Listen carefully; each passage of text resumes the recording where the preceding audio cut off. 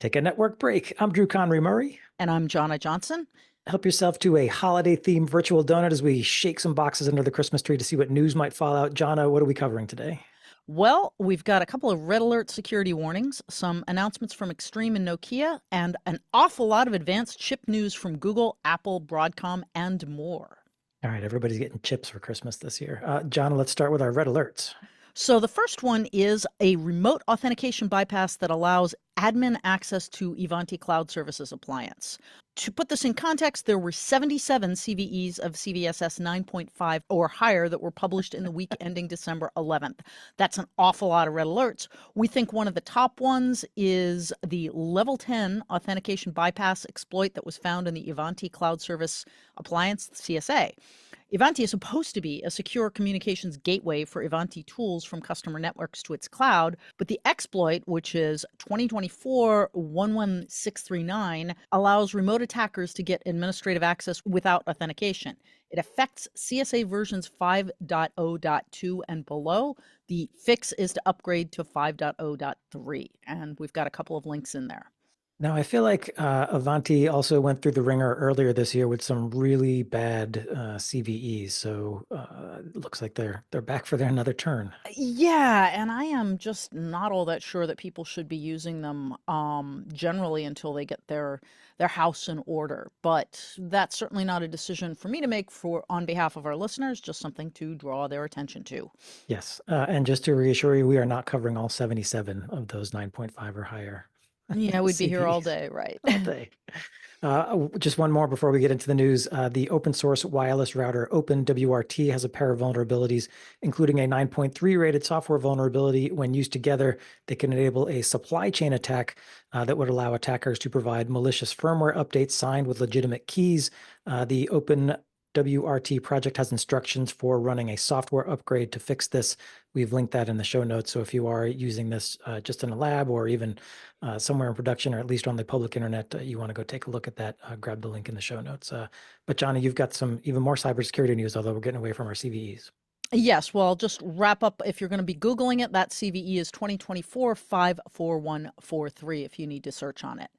There's a new Senate bill that augments cybersecurity requirements for telecoms operators in the wake of Salt Typhoon. Oregon Senator Ron Wyden has submitted draft legislation called the Secure American Communications Act that orders the FCC, in collaboration with the Director of National Intelligence and CISA, to create requirements for cybersecurity measures to prevent unauthorized access to communications and call metadata.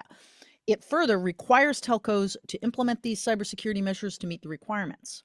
Although U.S. law has required telcos to protect communications content and metadata since 1994 as part of CALEA, which is the Communications Assistance for Law Enforcement, until now, the law provided neither specific guidance nor an enforcement mechanism other than requiring the use of switches that allowed the FBI and other agencies to break in.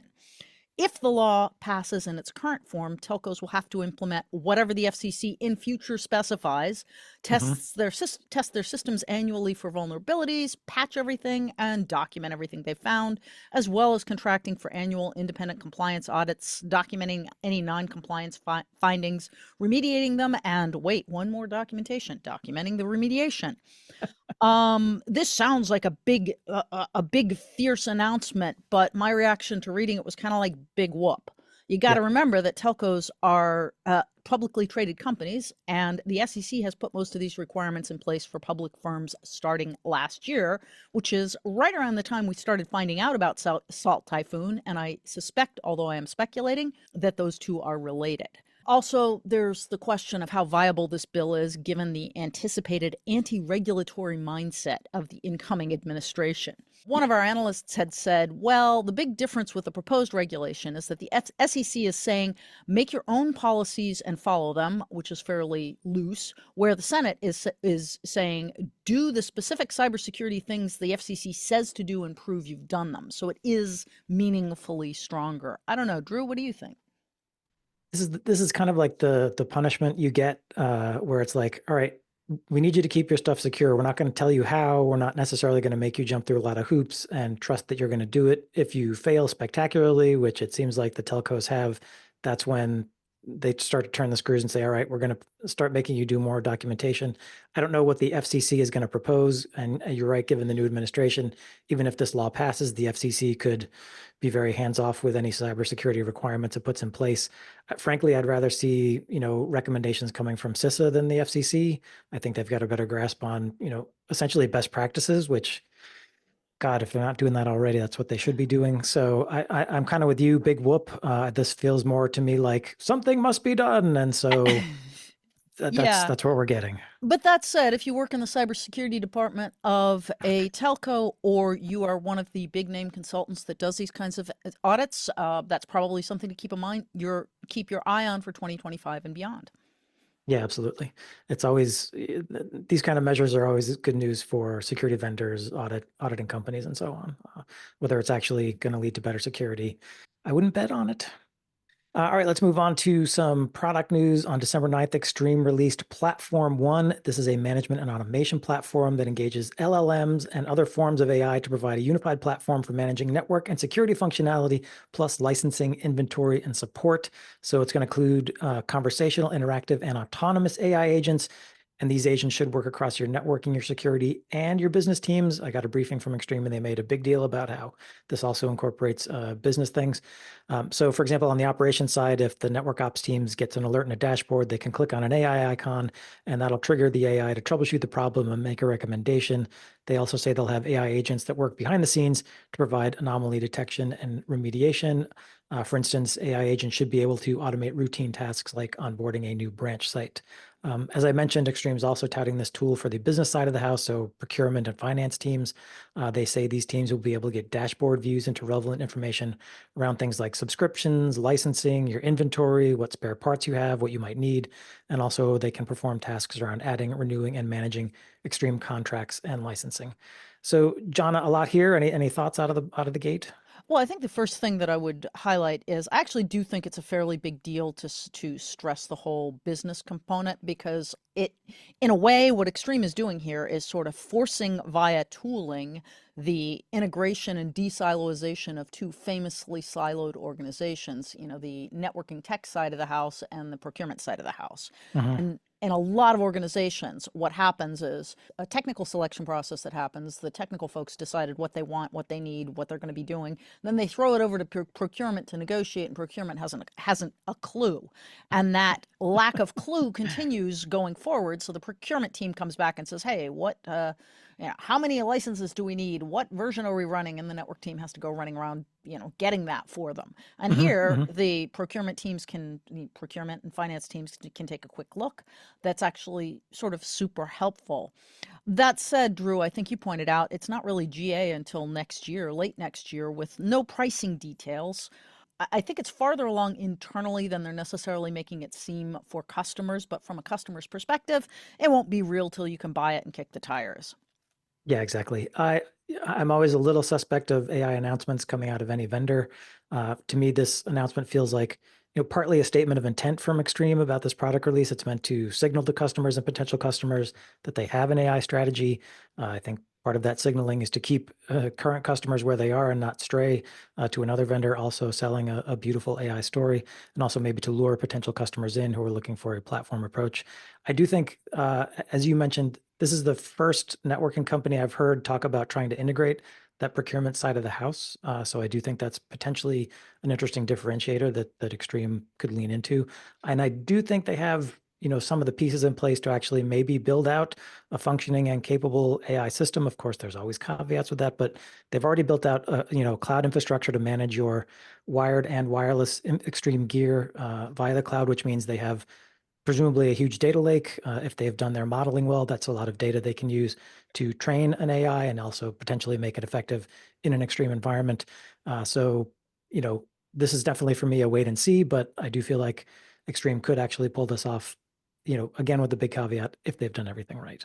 Yeah, and I think to turn this into something actionable, if you are a current Extreme customer, get a briefing, ask all the questions you need. If you are considering Extreme, definitely ask questions around this, and maybe they'll tell you a bit more under NDA if you are interested. Yeah, absolutely. Our other networking news for today, Nokia has announced it's going to support the open source SONiC network OS on its data center switches. SONiC was originally developed by Microsoft and is now overseen by the Linux Foundation. Nokia will support SONiC on 3 platforms out of the gate, the 7250 IXR10E for data center spines, the 7220 IXR-H for leaves and spines, and the 7215 IXAI for leaf spine management. I will say SONiC is widely used by Microsoft in its cloud data centers and may have made inroads into other cloud and hyperscaler environments, not so much the enterprise. Nokia is quoting analyst firm 650 Group predicting that the market for SONiC data center switches will exceed $9 billion by 2028.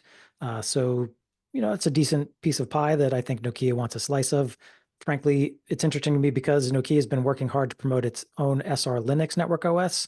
Like SONiC, it's a Linux-based OS. Nokia is trying to make a push into the enterprise by touting the benefits of SR Linux. So adding support for SONiC requires Nokia to be getting into engineering support, marketing resources that might otherwise be put toward growing its enterprise presence. My assumption is that SONiC support was demanded from a large customer or potential customer. And just a few weeks ago, we discussed Nokia inking a long-term deal to provide Azure data centers with its gear. So I'm guessing this announcement and that one are related. Oh, yeah, there you go. It's like, hey, Microsoft is a real supporter. Nokia is going to be supporting Microsoft, so therefore they have to use the Microsoft tools. That said, I think it's probably a good decision. I cannot, obviously don't have insight into Nokia's true ROI here in terms of what you just mentioned, having to have the engineering and support for it. But if it's really true that we're going to see a $9 billion market for these switches, for switches based on SONiC, I think that compares, just in contrast to last year. The global market for data center switches was 16 billion. So obviously it's more than half the total from last year. That's a good chunk of change. And I've got to say, even if Nokia is going after it just for one customer today, it looks like there'll be plenty of customers in the future. Yeah, and I will say that 9 billion is expected to be by 2028. So it's not Right. 9 billion this year, but it's growth, and Yeah. vendors love growth. I will say, Nokia is kind of late to this party. White box vendors have been supporting SONiC for ages. Arista announced SONiC support back in 2020, and Cisco even also runs SONiC on a couple of its lines. So Nokia, again, a little late to the party, but they're here and ready to dance. Exactly. Well, moving on to a bunch of news from the chip world. First of all, Google has been making waves with its new quantum chip that features scalable error correction. The buzz in the quantum computing space is all around Google's Willow chip, which is 105 qubits, which is respectable.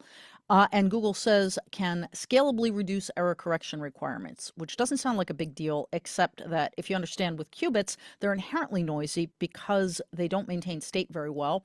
Mm. And so they generate errors, and those errors can propagate. So one of the holy grails of quantum computing is developing an approach that says throwing more qubits at the problem will reduce the qubit errors. And that's huge because that says you can bring the error rate down as low as you need it to by simply adding more qubits.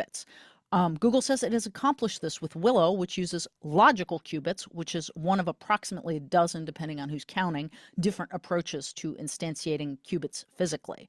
And just a side note, if you're wondering what the heck a qubit is, it's the equivalent of a binary bit in the non-quantum world. And the big difference is that it's not an either or, a 0 or 1, but it can be in multiple different states. And the challenge is it doesn't usually hold those states very long, which is part of where the errors come in. And Google has said, well, its qubits can hold state for approximately an hour, to the point where they've been having trouble finding the errors to look at them. So that could be some kind of record. This is a fairly big deal. And there is a little bit of bigger news that's kind of hidden in the wings of this, which is that Google is building out its own chip fab and is planning to build its own quantum chips in the not too distant future. And these will likely be based on Willow or its successors. Huh, that is interesting because a lot of times mostly they contract out to places like TSMC to get these things actually built. Exactly. And one might question whether anybody's actually talking about working with Intel, which is building the futuristic stuff, as we've talked about. Of course, that may all change with the new CEO coming in. But Whoever that is, yeah. if you're listening to all of this and going, what does this mean to me? If you're a network manager or an enterprise technologist, first, what it does, it's a major milestone on the timeline for broadly viable quantum computing. This is a fairly big deal because the error correction issue has been a major stumbling block, and being able to say the more qubits you throw at it, the lower the error rate, that's a huge deal. But even if you don't think that's a big deal because you're not going to be working with any problems that are quantum advantage, i.e., that need quantum computing, it also moves forward the timeline for the emergence of cryptographically relevant quantum computers, also known as CROCs. Um, it's not exactly likely that Google is going to go launch an attack on your encrypted data using a quantum computer, but I wouldn't say it's out of the question that it would do so at the request of some government agency, depending on what country. Mm-hmm. So net, it kind of moves forward the timeline in which you need to be thinking about remediating your encryption to make it quantum proof. NIST has helpfully issued three algorithms, two of which were developed actually by IBM, that you could begin implementing now if you're worried about Google decrypting your data without telling you about it. Yes, it also means we can presume that if Google is working on this, others as well are working on this outside the United States, entities that might be interested in cracking your data, not to get alarmist, but we do now have, supposedly quantum proof algorithms released by NIST. They are out and in the wild. I think we did a Packet Protector episode on it. We'll link that in the show notes if you want to get more details, but it is something to start thinking about. And I do think, Johnny, you're right that this does potentially move that timeline forward a little bit more than people were perhaps anticipating on when Yeah, you need to be thinking about having quantum safe cryptography operating in your environment. yeah, because most people are kind of like, it's 5 years out. I don't need to think about that. I would say 5 years is kind of the far edge of what government agencies are projecting, and it could be as soon as 2 years out. And oh, by the way, if somebody is capturing your data and saving it, they can save it for 2 years, they can save it for 5 years. Right. Storage is almost free. So, yeah. Right. There's also, this is what's being told to us publicly. We don't know what's happening behind the scenes. So Exactly, not to have my exactly. tinfoil hat, but just something else to influence those calculations. Moving on to other chip news, but sticking with Google, they've also announced the general availability of their Trillium TPU or Tensor Processing Unit. These are custom ASICs for training large AI models. They'll be used to power Google's cloud AI services for customers that want to train and develop things like chatbots, generate code or content, develop synthetic speech applications or other use cases. Rather than depend on third-party chips, Google's been designing its own TPUs for years. Trillium is the sixth generation of this TPU. Google calls Trillium a key component of its AI hypercomputer. This is an architecture that underpins its AI cloud services. Google says its AI hypercomputer can provide 13 petabits per second of bisectional bandwidth across 100,000 Trillium chips and scale a single distributed training job to thousands of its TPUs. John, I'm calling this out because while it may seem like NVIDIA is the undisputed king of AI, it does have competition. Yeah, and I think it's very significant that Google is getting into the chip design and, if we can believe the Willow News, chip fab space, because this is a fairly big deal. But that said, I think you had indicated that it looks like someone else is manufacturing the chip for Google. As far as I could tell, this looks like a TSMC job for Google. So I didn't see anything in the announcement that I read about Google, fabbing these chips themselves. They're certainly doing the design, but Yeah, exactly. But I think it's a very, again, another forward-looking tactic that Google is taking, and in fact the fact that Google's getting down into the hardware says quite a lot. Also, just a complete side note, if you don't know, Trillium is a really pretty three-lobed flower. So look it up. It's quite beautiful. I'm not sure how they picked the name, but I thought, nice.